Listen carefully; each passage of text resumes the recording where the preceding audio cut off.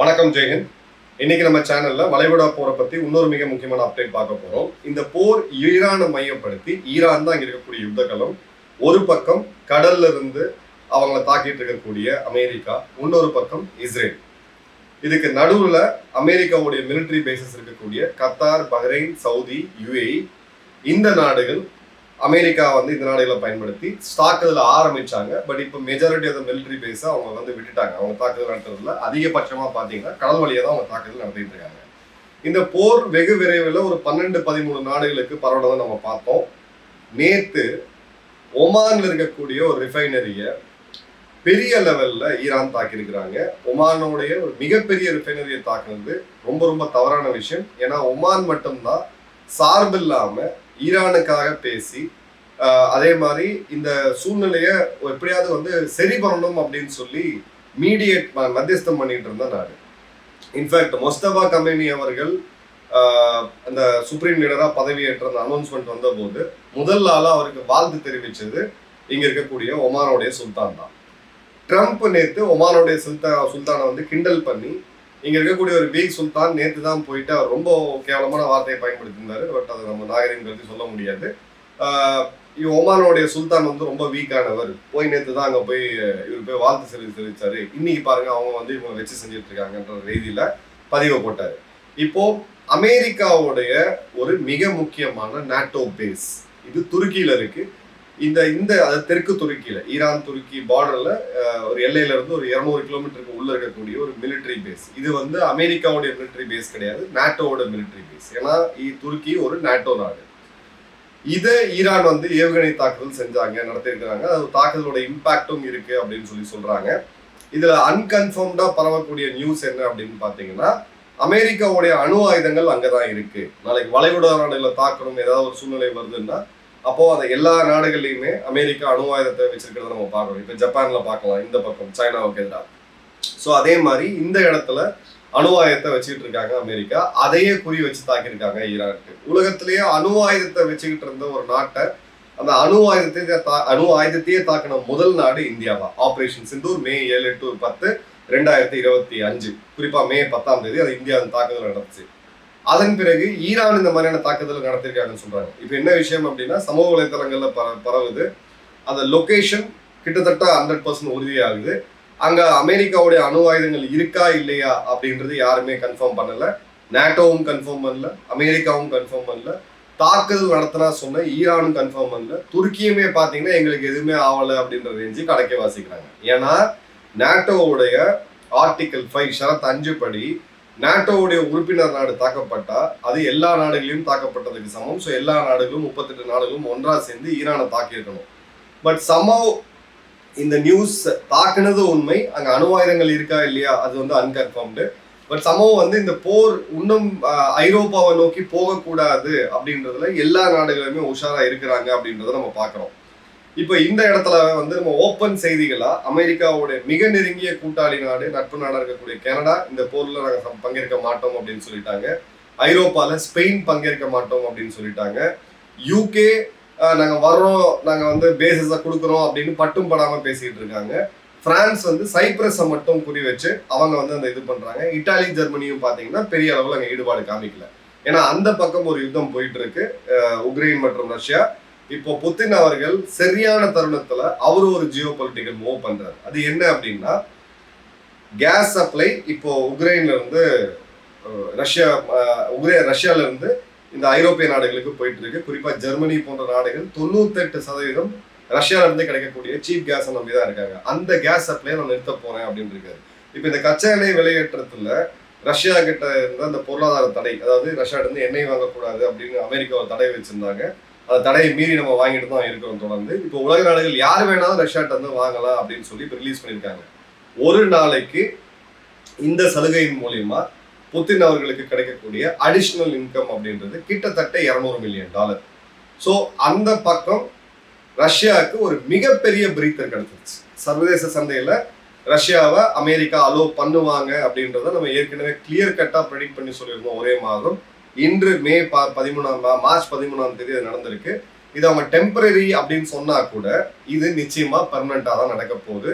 So இனி ரஷ்ய எண்ணெயை வாங்குறதுக்கு எந்த நாட்டுக்கும் தடை இல்லை அப்படின்ற ஒரு சூழ்நிலை வந்து இப்போ வந்திருக்கு. இப்போ IAEA இவங்களுடைய இது பார்த்தீங்க அப்படின்னா உலகத்துல இது மாதிரி தட்டுப்பாடு ஏற்படும் போது பெரிய பெரிய நாடுகள் ஸ்ட்ராட்டஜிக் ரிசர்வ் அப்படின்றத வச்சிருக்காங்க. ஸோ கிட்டத்தட்ட ஒரு 250 மில்லியன் அது அதிகமான பேரல் எண்ணெயை இப்போ சந்தைக்கு கொண்டு வரும் அப்படின்னு சொல்றாங்க. பட் அது ஆன் டே டு டே பேசிஸ்ல பெரிய அளவுக்கு மாற்றத்தை கொடுத்துருமா அப்படின்னு பார்த்தீங்கன்னா இது ஓரளவுக்கு ஒரு ஒரு தாக்கத்தை வந்து கம்மி பண்ணுமே தவிர பெரிய மாற்றத்தை அது கொடுக்காது. இந்தியாவை பொறுத்த வரைக்கும் நம்ம டைவர்சிஃபிகேஷன் ஸ்ட்ராட்டஜி அப்ளை பண்ணிட்டோம். அமெரிக்கா, தென்கொரியா, ஜப்பான், சைனா, உலகத்தோடைய அநேக நாடுகள் இந்த விலையேற்றத்தை பயன்படுத்தி பெட்ரோல் டீசல் விலையை அவங்க நாடுகளில் ஏற்றிருக்காங்க. பெட்ரோல் டீசல் தட்டுப்பாடு இல்லாம பெட்ரோல் டீசல் விலை ஏறாம இருக்கக்கூடிய ஒரே நாடு அப்படின்னு பாத்தீங்கன்னா நம்ம நாடு தான். ஸோ இந்த இடத்துல கண்டிப்பா நம்ம வந்து இதுல ஒரு பெருமிதம் கொள்ளணும். இப்போ ரூமர்ஸ் எல்லாம் நம்ம பார்த்தோம், 2 நாள் இவங்க ஆன்லைன்ல கிளப்பி விட்டது, எல்லாரும் மக்கள் போய் நின்னது எல்லாமே பார்த்தோம். சிலிண்டர் எல்லாம் இன்னைக்கு நார்மலைஸ் ஆகிட்டு இருக்கு. ஹோட்டல்ஸ் பார்த்தீங்கன்னா ஆல்மோஸ்ட் மேக்ஸிமம் வந்து இயங்க ஆரம்பிச்சிருக்கு, திரும்ப ஆரம்பிச்சிருக்கு. பட் லாங் டேர்ம்ல ஸ்ட்ரெயிட் ஆஃப் ஹார்மோஸ் அப்படின்றது இந்தியாவுக்கு இன்னைக்குமே ஒரு கத்தியில நடக்கக்கூடிய ஒரு விஷயம் தான். ஸோ இது 2 வகையா இந்தியா ஹேண்டில் பண்ணலாம். ஒன்று, நாம நம்மளுடைய டைவர்சிஃபிகேஷனை POK மூலியமாவோ இல்லை பலுச்சிஸ்தான் வழியாவோ ஒரு தனி நாடா உருவாக்கி அந்த இடத்துல இந்தியாவுடைய ஒரு பேஸை உண்டு பண்ணி சென்ட்ரல் ஏஷியன் நாடுகள் மூலியமா உஸ்பெகிஸ்தான், கஜகஸ்தான், துர்க்மெனிஸ்தான்ல ஆரம்பிச்சு ரஷ்யால இருந்து நம்மளுடைய டைவர்சிஃபை பண்ணி ஒரு கிட்டத்தட்ட 50 to 60% சப்ளையை இங்க உள்ள கொண்டு வருது. ஏன்னா இந்த நாடுகள் எல்லாமே கிட்டத்தட்ட ஸ்டேபிளா இருக்கிறாங்க. ஆனா இந்த இடத்துலயுமே ரஷ்யாட்டு இருந்து சைனாக்கு போகக்கூடிய பைப்லைன், அதுல வரக்கூடிய நேச்சுரல் கேஸ் மற்றும் கச்சா எண்ணெய், இந்த மிடில் ஈஸ்ட் முடிஞ்ச உடனே அமெரிக்கா இதை கை வைப்பாங்க. 26, 27 இது நிச்சயமா நடக்கும், எழுதி வச்சுக்க. இப்ப எல்லாமே இந்த கிரேட் கேம் எல்லாமே சைனாவை குறி வச்சுதான் நடந்துகிட்டு இருக்கு. நாளைக்கு இந்தியா வளர்ச்சி பெற்று வந்தாலும் இந்தியாவையும் குறி வச்சு இந்த இடத்துல வந்து இதை நடத்துவாங்க அப்படின்றத நம்ம கிளியர் கட்டா பார்க்கலாம். இன்னொரு ஆப்ஷன் என்ன அப்படின்னு பாத்தீங்கன்னா, நான் ரைஸ் அலையன்ஸ் பத்தி பேசியிருந்தேன். அரிசி, கோதுமை தரக்கூடிய நாடுகள் ஒன்றா. இந்தியா இன்னைக்கு வேர்ல்டோடைய ஃபார்மா ஃபேக்டரி, எப்படி சைனா வந்து ஒரு ஃபேக்டரியா இருக்கும், ஃபார்மா ஃபேக்டரி. ஸோ துறை ரீதியா செமிகண்டக்டர், இப்ப தாய்வானை குட்டி நாடை இவ்வளவு நாடுகள் போய் பாதுகாக்கிறதுக்கான காரணம் என்ன? தாய்வான் 70-80களில் செமிகண்டக்டர் உற்பத்தியை முன்னுக்கு எடுக்கிறாங்க. அன்னைக்கு நம்ம கிட்ட இருந்த ஒரு செமிகண்டக்டர் ஃபேக்டரியை மூடி வச்சுட்டு நாம வந்து சோசியலிசம் பேசிட்டு இதை பார்க்காம விட்டுட்டோம். ஸோ கடந்து போச்சு. ஸோ துறை ரீதியா உலக நாடுகள் இந்தியா இல்லாம இயங்க முடியாத அந்த வல்லமை, துறை வல்லமை அப்படின்றது ஒரு 4-5 செக்டர்ஸ்ல கண்டிப்பா வேணும். சோலார் நமக்கு ஒரு பெரிய ஆப்பர்ச்சுனிட்டி இருக்கு, பட் அதை மட்டும் வச்சுட்டு நம்ம லீவரேஜ் எடுக்க முடியாது. ஃபார்மா நமக்கு ஒரு பெரிய ஆப்பர்ச்சுனிட்டி இருக்கு. எலக்ட்ரானிக்ஸ் நாளைக்கு ஃபினிஷ் கூட்ஸ்ன்றதை விட செமிகண்டக்டர்ஸ் போன்றது ஒரு பெரிய ஆப்பர்ச்சுனிட்டியா நமக்கு வரும். டேட்டா சென்டர்ஸ் பெரிய ஒரு ஆப்பர்ச்சுனிட்டியா வரும்.